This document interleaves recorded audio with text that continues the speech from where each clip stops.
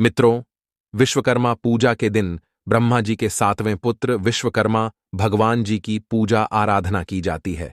मित्रों, आज के इस वीडियो में हम विश्वकर्मा पूजा की एक महान कथा का अवलोकन कराने वाले हैं। मित्रों, पुराणों की माने तो विश्वकर्मा भगवान सृष्टि के सबसे पहले शिल्पकार और इंजीनियर थे। प्रत्येक वर्ष 17 सितंबर के दिन बड़े ही धूमधाम के साथ विश्वकर्मा भगवान की जयंती मनाई जाती है। इस दिन सभी मनुष्य अपने दैनिक जीवन में उपयोग में आने वाली चीजों की सभी मनुष्य पूजा करते हैं। मित्रों, कहते हैं कि भगवान विश्वकर्मा जी ने ही समस्त देवी देवताओं के लिए तमाम अस्त्र शास्त्र समेत स्वर्गलोक, इंद्रलोक, लंका नगरी, द्वारिका नगरी आदि का निर्माण किया था। पंचांग के अनुसार विश्वकर्मा जयंती इस वर्ष भगवान विश्वकर्मा का पावन दिवस सोमवार को मनाया जाएगा। दृक् पंचांग के अनुसार विश्वकर्मा पूजा का शुभ मुहूर्त सोमवार को शाम 7:53 से शुरू होगा और 17 सितंबर रात तक चलेगा। वैसे तो देवशिल्पी भगवान विश्वकर्मा की पूजा दिन भर ही की जाएगी। मित्रों, चलो अब मैं आप सभी को विश्वकर्मा पूजा की व्रत कथा को सुनता हूं। मित्रों, एक समय की बात है, अनेक आराशिगण धर्म क्षेत्र में हुआ करते थे और वह सभी धर्म तत्व का ज्ञान रखने वाले कई सारे आर्षि हुआ करते थे। उन सब में सबसे श्रेष्ठ महर्षि सूत जी थे। एक बार महर्षि सूत जी सभी आर्षि से कहने लगे, हमने सर्वव्यापक भगवान विष्णु के अनेक रूप सुने हैं, उनमें से कौन सा रूप सर्वश्रेष्ठ है? हे गुरुदेव, कृपा करके हमें बताएं। इस पर आराषि सूत जी ने मुनियों से कहा है, महात्मा मुनियों, आपने संसार के कल्याण के लिए सर्वशुभ कार्य करने वाला बड़ा ही सुंदर प्रश्न किया है। अब सूत जी जगत के पलक परम पूज्य भगवान विष्णु के अद्भुत रूप का वर्णन करते हुए कहते हैं कि हे ऋषियों, उस परमात्मा के अनंत रूप हैं। उनके दिव्य रूप के स्मरण मंत्र से ही समस्त मनुष्यों के सभी पाप नष्ट हो जाते हैं। अब सूत जी सभी ऋषियों से कहते हैं कि हे ऋषियों, एक बार झीर सागर में माता लक्ष्मी ने भगवान विष्णु से एक बहुत ही सुंदर प्रश्न किया। माता लक्ष्मी भगवान विष्णु से कहने लगी है, हे जगन्नाथ, आपके अनेक रूपों को मनुष्य भक्तियुक्त होकर पृथ्वी पर पूजते रहते हैं। हे प्रभु, क्या आपका ऐसा कोई रूप है जिसकी औजारों के रूप में पूजा की जाती हो, जिसके देवता आप हों? अब इस पर भगवान विष्णु बोले, हे प्रिय, मेरा एक रूप ऐसा भी है जिसकी औजार के रूप में पूजा की जाती है। मैंने ही विश्वकर्मा रूप में कई सारी जगहों का निर्माण किया था। अस्त्र शास्त्र समेत स्वर्गलोक, इंद्रलोक, लंका नगरी, द्वारिका नगरी आदि का निर्माण मेरे इसी रूप के द्वारा किया गया था। हे देवी, मेरे अनेक रूप में यह विश्वकर्मा रूप मुख्य है। यही रूप है जिससे सारी सृष्टि उत्पन्न होती है। इस विश्वकर्मा रूप के अद्भुत रूप का जो क्षण मात्र भी दर्शन करता है, उसके समस्त विघ्न नष्ट हो जाते हैं।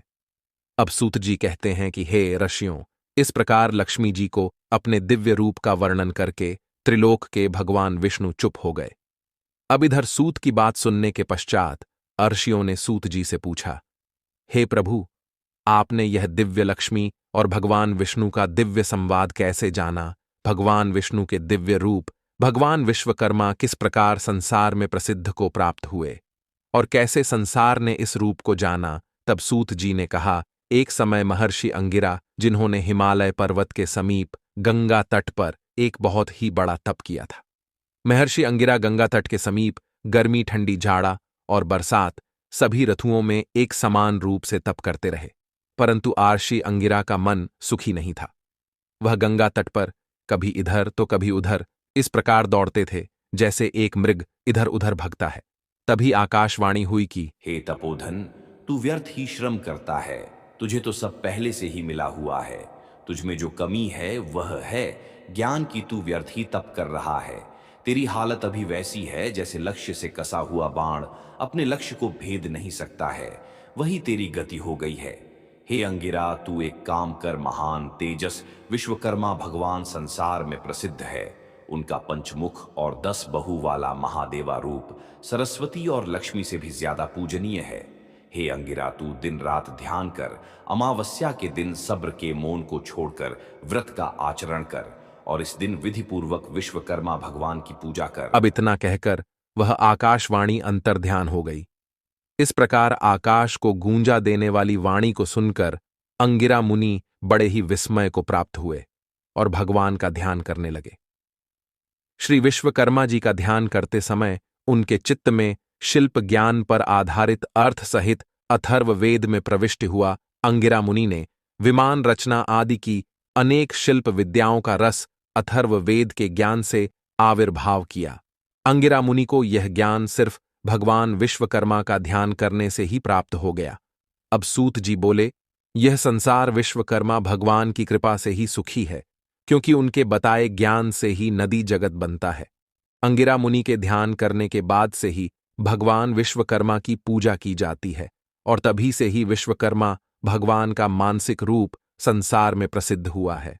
अब सूत जी कहते हैं, हे ऋषियों, सभी को भगवान विश्वकर्मा के नाम का श्रवण करने मात्र से ही ज्ञान की प्राप्ति हो जाती है। यह महाज्योति रूप है, संसार का उपकारक है। वह मनुष्य कृतज्ञ और पापी है जो इस रूप का ध्यान नहीं करता। विश्वकर्मा भगवान के चरित्र के बारे में सूत जी से सुनने के पश्चात आर्षियों ने विश्वकर्मा भगवान के दिव्य व्याख्यान को सुनने की इच्छा सूत जी के समक्ष प्रकट की। तब सूत जी ने सभी आर्षियों से कहा कि चलो, मैं तुम्हें भगवान विश्वकर्मा की एक प्राचीन कथा का अवलोकन कराता हूं। अब सूत जी ने कहा कि बहुत समय पहले की बात है, एक महान हिंदू राज्य था जहां एक न्यायप्रिय और दयालु राजा शासन करता था। उस राजा का नाम महाराज विक्रम सिंह था। वह अपनी प्रजा का अत्यधिक ध्यान रखते थे। हर सुबह वह दरबार में बैठते और प्रजा की समस्याओं को सुनते थे और उन्हें तुरंत हल करने का प्रयास करते थे।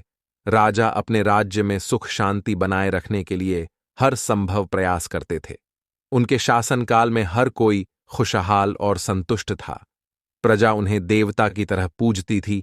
एक दिन राज्य के पड़ोस में एक सुंदर और संस्कारी स्त्री को की सती सावित्री के समान थी। उस गुणवान कन्या का विवाह प्रस्ताव राजा के पास आया। राजा ने उसकी सादगी, धर्मपरायणता और निष्ठा को देखकर उसे अपनी पत्नी बनाने का निर्णय लिया। उसका नाम देवी सुमित्रा था और वह पवित्रता, निष्ठा और सेवा का प्रतिमान थी। विवाह के बाद सुमित्रा ने अपने पति और राज्य की सेवा में स्वयं को समर्पित कर दिया। वह एक आदर्श पत्नी, रानी और प्रजा की मां समान थीं। कुछ वर्षों बाद अचानक राजा विक्रम सिंह एक भयानक रोग से ग्रस्त हो गए। उन्हें कोढ़ हो गया। राजा का शरीर धीरे धीरे खराब होने लगा और उनका शरीर कमजोर होता गया। इस रोग ने न केवल उनके शारीरिक स्वास्थ्य को प्रभावित किया, बल्कि उनका मानसिक और भावनात्मक बल भी कम कर दिया। राज्य के वैद्य और आर्षि मुनि भी उनका इलाज नहीं कर पाए। राजा का आत्मविश्वास डगमगाने लगा और वह स्वयं को असहाय महसूस करने लगे। राज्य की प्रजा भी इस संकट से दुखी हो गई, लेकिन सुमित्रा देवी अपने पति की सेवा में रात दिन लगी रहीं। उन्होंने हार नहीं मानी। उन्होंने संकल्प लिया कि वह अपने पति को ठीक करके ही रहेंगी। एक दिन सपने में उन्हें भगवान विश्वकर्मा के दर्शन हुए। भगवान विश्वकर्मा ने उन्हें बताया कि यदि वह और राजा पूरी श्रद्धा और निष्ठा से उनकी पूजा करेंगे तो राजा का कोढ़ ठीक हो जाएगा। सुमित्रा ने तुरंत राजा से इस बारे में बताया। तब दोनों ने मिलकर भगवान विश्वकर्मा की पूजा का आयोजन किया। पूरे राज्य में भगवान विश्वकर्मा की विशेष पूजा की गई। राजा विक्रम सिंह और रानी सुमित्रा ने व्रत रखा और विधिपूर्वक पूजा अर्चना की। भगवान विश्वकर्मा की कृपा से चमत्कारिक रूप से राजा का कोढ़ धीरे धीरे ठीक होने लगा। कुछ ही दिनों में राजा पूरी तरह स्वस्थ हो गए। राजा विक्रम सिंह ने इस चमत्कारिक घटना के बाद भगवान विश्वकर्मा को धन्यवाद दिया और अपनी प्रजा के साथ एक बड़ा उत्सव मनाया। राजा का स्वास्थ्य लौटने के बाद राज्य में फिर से खुशहाली छा गई। राजा ने अपनी पत्नी सुमित्रा के धैर्य, निष्ठा और सेवा भाव के लिए उन्हें सम्मानित किया और कहा कि उनके बिना यह संभव नहीं था। अब सूत जी सभी ऋषियों से बोले, यह कहानी हमें यह सिखाती है कि सच्ची निष्ठा, प्रेम और सेवा से बड़े संकट को भी पार किया जा सकता है। सुमित्रा ने अपने पति के प्रति अटूट विश्वास और भगवान के प्रति असीम श्रद्धा से असंभव को संभव कर दिखाया। जीवन में चाहे कितनी भी कठिनाइयां आएं, भगवान पर विश्वास और अपनी निष्ठा बनाए रखना ही सच्चा धर्म है। अब सूत जी के समक्ष उपस्थित सभी आर्षि अब महर्षि सूत जी का धन्यवाद करने लगे। मित्रों,